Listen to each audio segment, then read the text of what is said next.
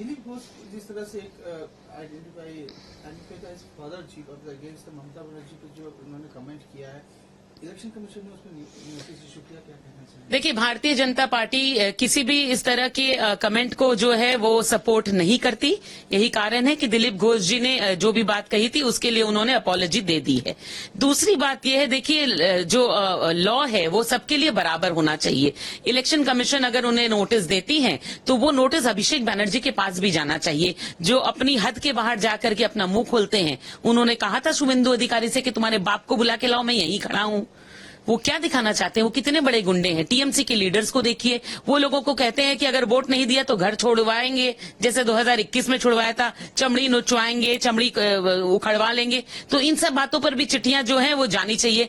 IPS को resign करवा के जिनको इन्होंने कैंडिडेट बनाया है वो तो सबसे बड़े गुंडे होकर के दिखा रहे हैं, पुलिस वाला गुंडा बन रहे हैं। वो कह रहे हैं कि जो भी आएगा यहाँ पर ईडी सीबीआई उनको मैं समझ लूंगा, वायलेंस का जवाब वायलेंस से दूंगा। तो ये सब कुछ क्या है? इस पर क्या चिट्ठी नहीं होनी चाहिए? इस पर क्या प्रश्न नहीं पूछे जाने चाहिए? महुआ मोइत्रा को ईडी का एक और समन गया है। इस मामले में 28 मार्च को पूछताछ के लिए बुलाया गया है, क्या कहना चाहिए? देखिए, महुआ मित्रा टीएमसी की इस तरह की एमपी थी जिनको सस्पेंड किया गया, एक्सपेल किया गया। उनके ऊपर ईडी की जांच चल रही है, सीबीआई की जांच चल रही है, क्योंकि उनके ऊपर कैश फॉर क्वेरी का मामला चल रहा है।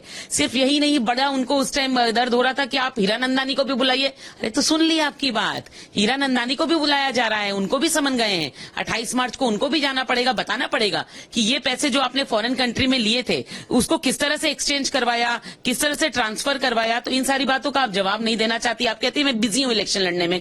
आपको शर्म आनी चाहिए इलेक्शन लड़ने से, क्योंकि आपको तो निकाल के पार्लियामेंट से बाहर फेंका गया है, फिर आप वहीं जाना चाहती हैं। अरे 4 बार दरवाजे से धक्का मार के किसी को निकाल दी जाए तो वो आदमी किसी के दरवाजे पे नहीं जाता, मगर ये लोग जो है ऊपर से नीचे तक बेशरम है।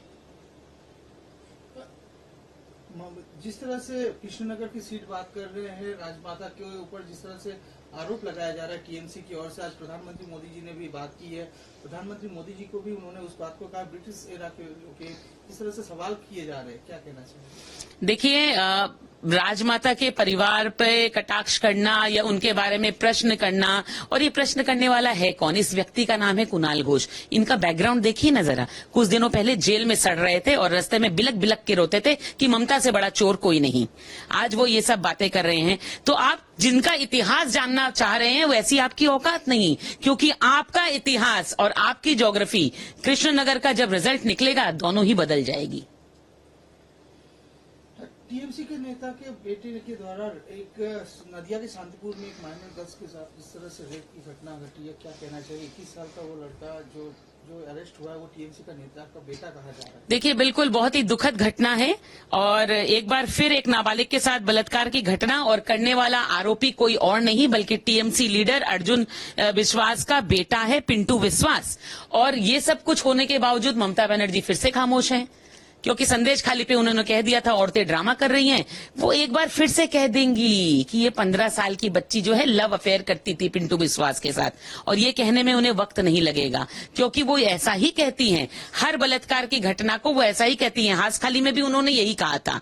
देखिए, दुख का विषय यह है कि मुख्यमंत्री से लोग आशाएं लगा के रखते थे। आज पश्चिम बंगाल में ना वो आशा है ना किसी की कोई अभिलाषा है, क्योंकि वो जानते हैं ये एक ऐसी मुख्यमंत्री है जो इस तरह से निर्दयी हो गई है और इतनी असंवेदनशील हो गई है कि इतने संवेदनशील विषय को भी वो घुमा करके कह देती है कि ये सजाई हुई घटना है।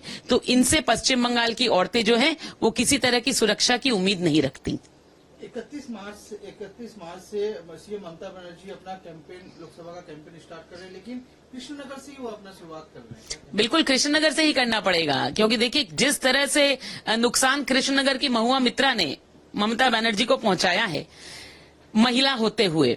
देखिए, महिला होते हुए आप जानते हैं कितने बड़े बड़े उनके ऊपर केस चल रहे हैं। पार्लियामेंट से धक्के मार के उनको निकाला गया है, क्योंकि चोरी की उन्होंने, पैसे लिए क्वेश्चंस पूछने पर। सिर्फ इतना ही नहीं, जो ममता बनर्जी अभी हिंदू सजेंगी वोट में, तो जब जाएंगी तो लोग पूछेंगे ना कि इसी महुआ मित्रा ने कहा था कि काली सिगरेट पीती है, काली शराब पीती है। तो उन सब चीज को ढकने के लिए सबसे पहले ममता बनर्जी जो है कृष्णनगर से ही शुरुआत करेगी। मगर इन प्रश्नों का सवाल का आप जवाब लेकर के उतरिएगा कि ये वही महुआ मित्रा है जिसने काली के ऊपर, मां काली के ऊपर, पश्चिम बंगाल के लोगों की आस्था के ऊपर उंगली उठाई थी।